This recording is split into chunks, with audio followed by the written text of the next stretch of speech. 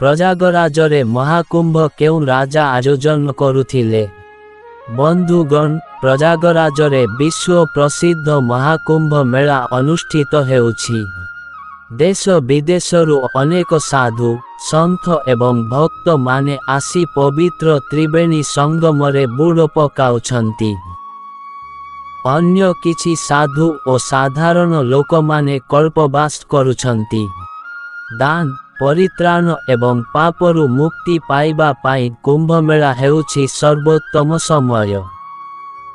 କିନ୍ତୁ ଏହି ଦାନ ପରମ୍ପରାର ମେଳା କିଏ ଆରମ୍ଭ କରିଥିଲେ? ଯେଉଁ ମେଳାକୁ ସର୍ବବୃହତ୍ ଧାର୍ମିକ ମେଳା କୁହାଯାଉଛି। ଏହି କୁମ୍ଭ ମେଳା ସମ୍ବନ୍ଧରେ ବେଦ ଏବଂ ପୁରାଣରେ ମଧ୍ୟ ଉଲ୍ଲେଖ ରହିଛି। ଏହି କୁମ୍ଭ ମେଳା ରାଜା ହର୍ଷବର୍ଦ୍ଧନଙ୍କ ଦ୍ୱାରା ଆରମ୍ଭ ହୋଇଥିବା ବିବେଚନା କରାଯାଏ।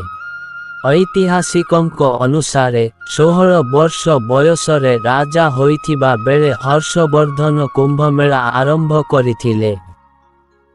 ଏହା ବିଶ୍ୱାସ ରହିଛି ଯେ ପ୍ରତି ବର୍ଷ ନିଜର ସମସ୍ତ ସମ୍ପତ୍ତି ସେ ଦାନ କରୁଥିଲେ।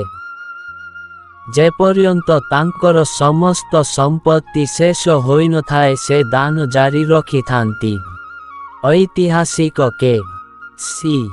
ଶ୍ରୀବାସ୍ତବଙ୍କ ରଚିତ ପୁସ୍ତକ ପ୍ରାଚୀନ ଭାରତର ଇତିହାସରେ ଏହା ଉଲ୍ଲେଖ ରହିଛି। ହର୍ଷବର୍ଦ୍ଧନ 590ରୁ 647 ବର୍ଷ ପ୍ରାଚୀନ ଭାରତର ସମ୍ରାଟ ଥିଲେ। ଉତ୍ତର ଭାରତର ଅନେକ କ୍ଷେତ୍ରରେ ଏକ ଶକ୍ତିଶାଳୀ ସାମ୍ରାଜ୍ୟ ପ୍ରତିଷ୍ଠା କରିଥିଲେ। ପଞ୍ଜାବ ବ୍ୟତୀତ ସମସ୍ତ ଉତ୍ତର ଭାରତ ଉପରେ ଶାସନ କରିଥିଲେ। ଭାରତର ଶେଷ ମହାନ ସମ୍ରାଟ ଭାବେ ହର୍ଷବର୍ଦ୍ଧନଙ୍କୁ ବିବେଚନା କରାଯାଏ, ଯିଏକି କନୌଜକୁ ରାଜଧାନୀ କରି ସମଗ୍ର ଉତ୍ତର ଭାରତକୁ ଏକତ୍ର କରିବାରେ ସଫଳ ହୋଇଥିଲେ। କଥା ରହିଛି ରାଜା ହର୍ଷବର୍ଦ୍ଧନ ପ୍ରୟାଗରାଜକୁ ବହୁ ଦାନ କରିଥିଲେ। ଦାନ କରିବା ପୂର୍ବରୁ ସେ ଭଗବାନ ସୂର୍ଯ୍ୟ, ଶିବ ଏବଂ ବୁଧଙ୍କୁ ପୂଜା କରୁଥିଲେ। ଏହାପରେ ବ୍ରାହ୍ମଣ, ଆଚାର୍ଯ୍ୟ ଏବଂ ବୌଦ୍ଧ ଭିକ୍ଷୁକମାନଙ୍କୁ ଦାନ ପ୍ରଦାନ କରୁଥିଲେ। ସମସ୍ତ ସମ୍ପତ୍ତି ସହ ନିଜର ରାଜକୀୟ ପୋଷାକ ମଧ୍ୟ ସେ ଦାନ କରିଦେଉଥିଲେ।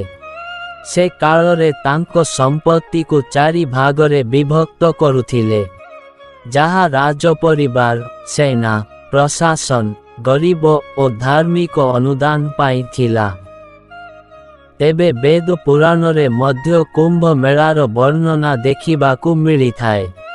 କୁହାଯାଏ ଯେ ସମୁଦ୍ର ମନ୍ଥନ ସମୟରେ ବାହାରିଥିବା ଅମୃତର ବୁନ୍ଦା ଯେଉଁ ସ୍ଥାନରେ ପଡ଼ିଛି ସେଠାରେ ହିଁ କୁମ୍ଭ ସଂଗଠିତ ହୋଇଛି। ଐତିହାସିକମାନଙ୍କ ଦ୍ୱାରା ଲିଖିତ କୁମ୍ଭମେଳାର ପୁରୁଣା ଲିଖିତ ପ୍ରମାଣ ଅନୁଯାୟୀ ଏହାର ଇତିହାସ 2000 ବର୍ଷ ପୁରୁଣା ବୋଲି ବିବେଚନା କରାଯାଏ।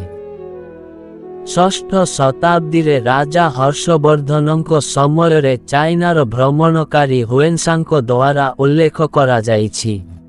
ହୁଏନ୍ସା କନୌଜ ଠାରେ ଆୟୋଜିତ ଏକ ବିଶାଳ ସଭା ବିଷୟରେ ଉଲ୍ଲେଖ କରିଛନ୍ତି, ଯେଉଁଥିରେ ପ୍ରତି 5 ବର୍ଷରେ ହଜାର ହଜାର ଭିକାରୀ ଅଂଶଗ୍ରହଣ କରିଥିଲେ ଏବଂ ମହାମୋକ୍ଷ ହରିଷଦ ନାମକ ଏକ ଧାର୍ମିକ ପର୍ବର ଆୟୋଜନ କରିଥିଲେ।